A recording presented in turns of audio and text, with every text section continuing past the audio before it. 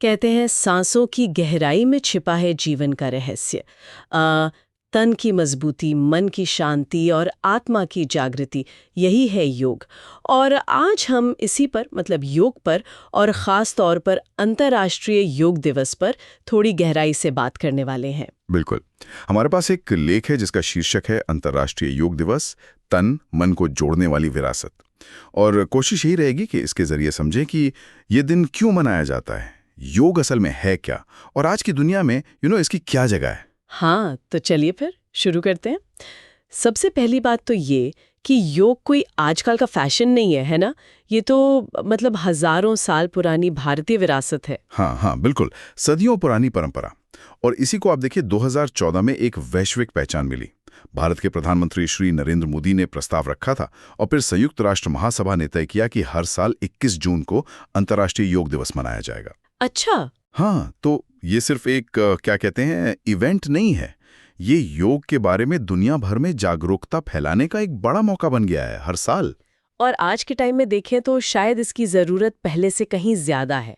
जिंदगी कितनी भाग दौड़ वाली हो गई है, तनाव, थकान। सही कहा। लेख में भी इस बात पर जोर है कि कैसे स्ट्रेस, थकावट और ये जो लाइफस्टाइल वाली बीमारियां हैं वो कितनी आम हो गई हैं। और यहीं पर योग, आप कह सकते हैं, एक नेचुरल हीलिंग टूल की तरह सामने आता है। एक कुदरती तरीका अपनी सेहत को पटरी पर लाने का। आज की जो भागदौड़ है ना, उसमें शारीरिक और मानसिक दोनों लेवल पर यह बैलेंस लाने में मदद करता है। अगर इसके फायदों की बात करें तो लेख में फिजिकल और मेंटल दोनों का जिक्र है।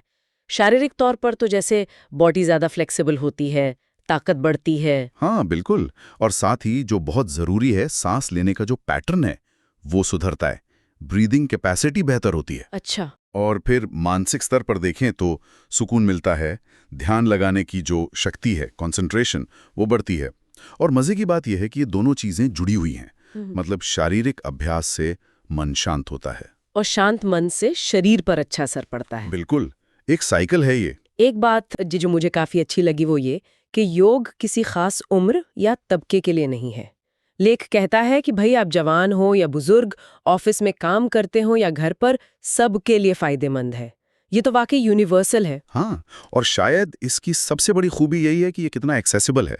ऐसा नहीं है कि आपको घंटों लगाने हैं। लेख में जैसे लिखा है, रोजाना बस कुछ मिनट। सच में कुछ मिनट का अभ्यास भी आपकी जिंदगी में शांति और सेहत ला सकता है। मतलब छोटे छोटे स्टेप से भी बड़ा फर्क पड़ सकता है। एग्जैक्टली, बिल्कुल। तो अगर हम सार निकालें तो योग सिर्फ बॉडी को स्ट्रेच करना या आसन लगाना ही नहीं है।